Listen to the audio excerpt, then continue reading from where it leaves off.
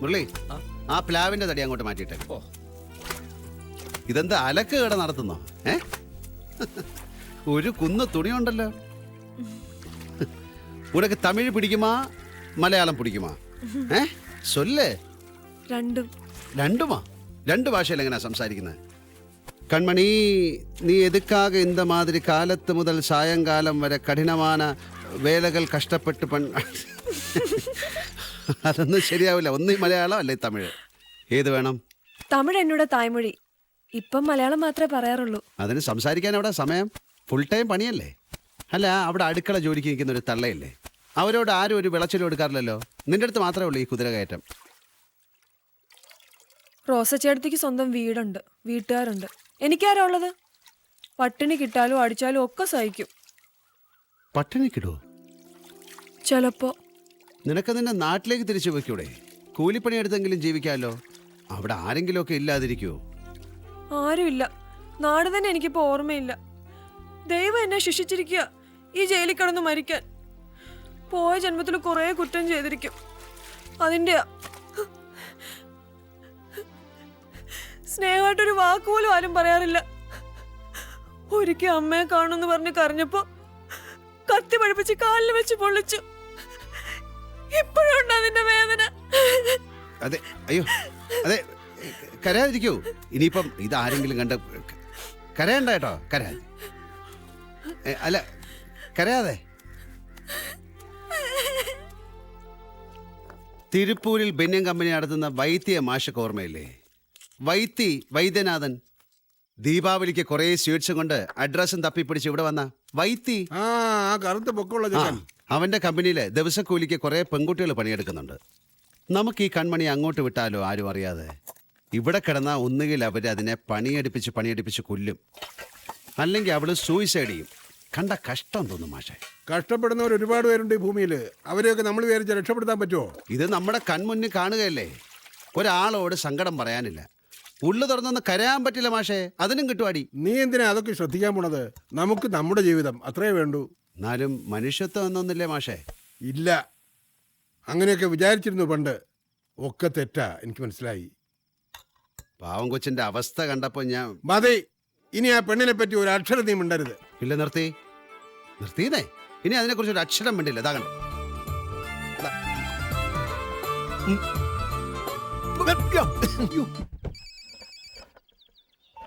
Hello, അതെ, എന്താ ഗോപാലേട്ടാ, ഞാനത് മറക്കോ? നിങ്ങൾ മരെടുത്തോളൂ. ഇല്ലില്ല, ഇനി അധികം ദിവസം ഇവിടെ വേണ്ട. ഫസ്റ്റ് ഫ്ലോറിനുള്ളതൊക്കെ ഏകദേശം ആയി. ഇത് തീർന്ന നേരെ അങ്ങോട്ടാ. പിന്നെ പ്രേമേന്ദ്രൻ ഇല്ലാണ്ടിരിക്കോ? ഓക്കെ ഓക്കെ ഓക്കെ, വരുമ്പോ എല്ലാ പണിയും കൂടി ഒരുമിച്ചാവും. അയ്യോ, നിർത്ത്. ചിന്തേറിട്ട് തടി മുഴുവൻ തേഞ്ഞു പോയല്ലോ. ചെയ്യുന്ന പണി പിന്നെ വെടുപ്പാക്കണ്ടേ? ആ ഇടത്തോളം വെടിപ്പൊക്കെ മതി. നീ ചെന്ന് ഇവനിപ്പോ എന്ത് പണിയാ കൊടുക്ക? ആ ജനലിന്റെ കമ്പി തുളച്ച അതിങ്ങോട്ട് ചെല്ല്. കമ്പി തുളപ്പിക്കല്ല മണിയുണ്ട് ചേട്ടാ. പുള്ളിക്കാരൻ ഇന്നലെ തുളച്ച ജനലുകൾ മാറ്റി വെച്ചിരിക്കുന്നത്. ഒരൊറ്റ കമ്പി കയറുന്നില്ല. അതെ, ഈ കോളേജ് പ്രൊഫസർമാർ 1ാം ക്ലാസ് പഠിപ്പിക്കാൻ പറ്റാ ചില അക്ഷരങ്ങളൊക്കെ തെറ്റിന്ന് വരും. ഉരു കണ്ടുണ്ടോ? ഉരുവിന്റെ ബേപ്പൂരിന്റെ കഥ ഇനി പറഞ്ഞ കുഞ്ഞുട്ടന്റെ കഴുത്തിന് ഞാൻ ഉള്ളിയെ കയറ്റും.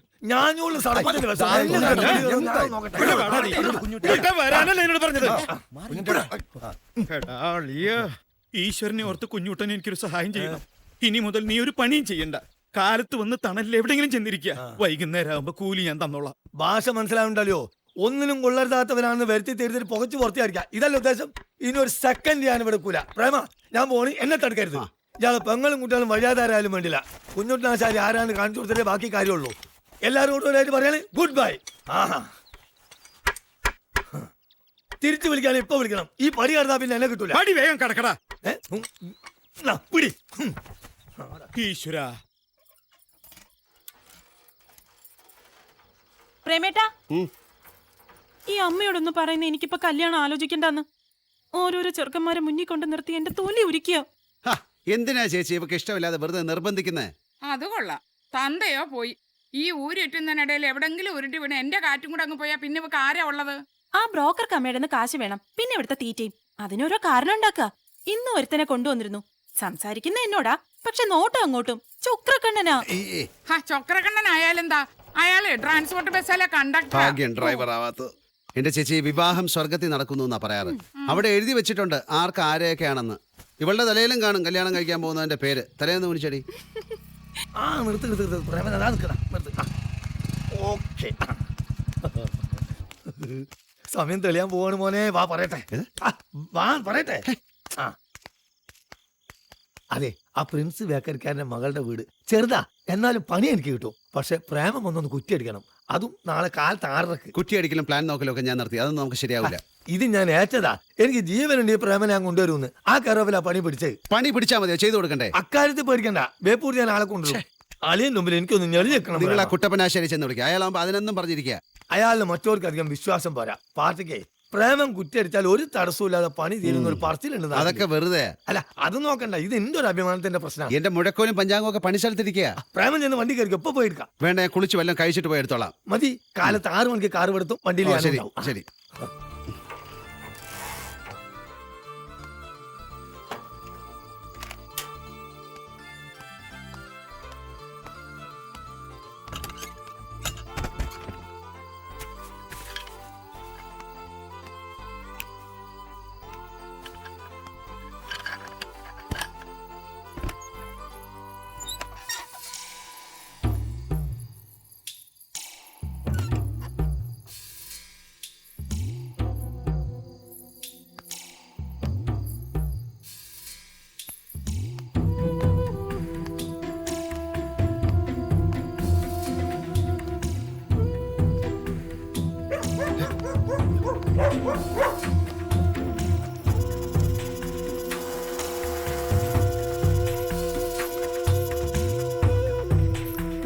ഏയ്, ഇയാളെന്താ ഇവിടെ? വെറുതെ. വെറുതെ?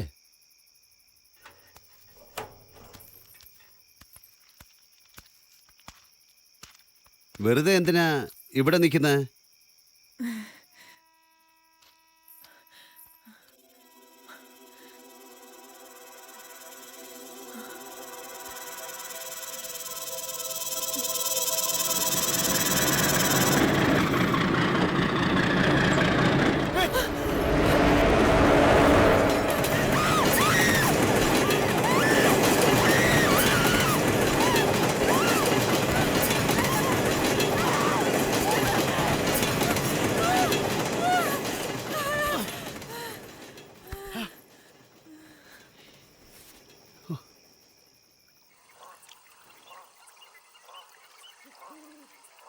ഞാൻ എടുത്തു പറഞ്ഞ മാല കൊച്ചമ്മയുടെ കുളിമുറിന്ന് കിട്ടുന്നത് വരെ അവരെന്നെ തല്ലിന്നല്ല എനിക്ക്, ഞാൻ കട്ടതാന്ന് പറഞ്ഞില്ലേ. പോട്ടെ, നീ ഒരു മനുഷ്യജീവിയാണെന്ന് ഇതുവരെ അവർക്ക് തോന്നിയിട്ടില്ല, അതുകൊണ്ടാണ്.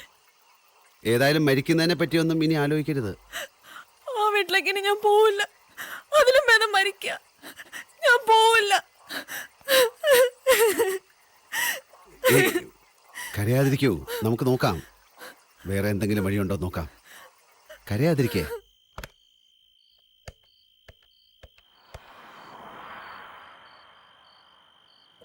ഹലോ ഹലോ, ഇത് കേരളാവിലെ ഇരുന്ന് പേசுறே. മിസ്റ്റർ വൈദ്യനാഥനെ കിടക്കുമാ? വൈദ്യനാഥൻ, വൈത്തി.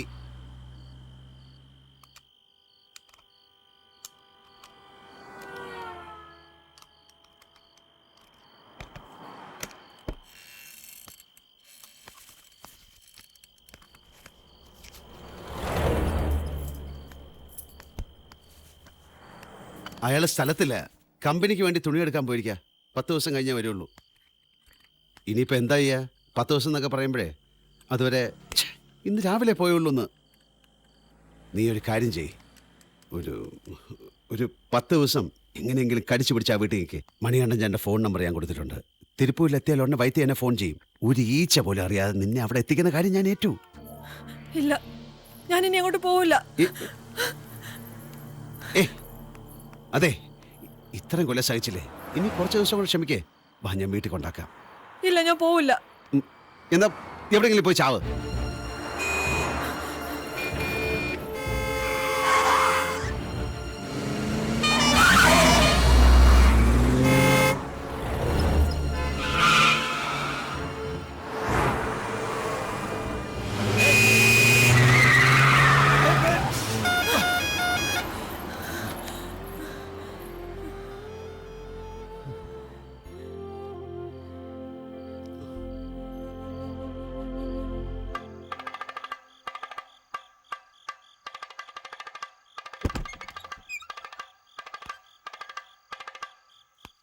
ആരാത്? വാ വാ വാ വാ വാ ഇരിക്ക്.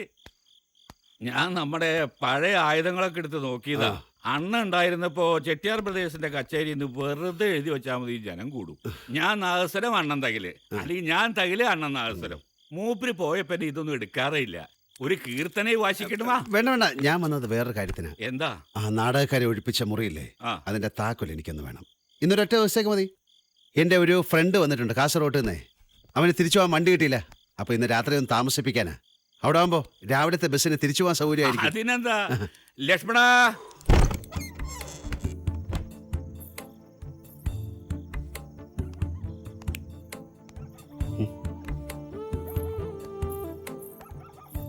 അവിടെ ടോയ്ലറ്റൊക്കെ ഉണ്ട്. കയ്യും കാലും മുഖമൊക്കെ കഴുകി സുഖമായിട്ടൊന്ന് വിശ്രമിക്ക്. എനിക്ക് രാവിലെ കുറച്ച് ജോലിയുണ്ട്, അത് കഴിഞ്ഞിട്ട് വരാം. എന്നിട്ട് തീരുമാനിക്കാം എന്താ ചെയ്യേണ്ടതെന്ന്. എന്താ ഒന്നും മിണ്ടാത്തേ? ശരി. പിന്നെ ആത്മഹത്യ ചെയ്തേ തീരുമെന്ന് നിർബന്ധമാണെങ്കിൽ നാടകക്കാരുടെ സാരിയുണ്ട്, മുണ്ടുണ്ട്, മോളിൽ ഫാനുണ്ട്. എൻ്റെ മോളെ പ്ലീസ് ചതിക്കല്ലേ. വാതിലടച്ചു കിടന്നു.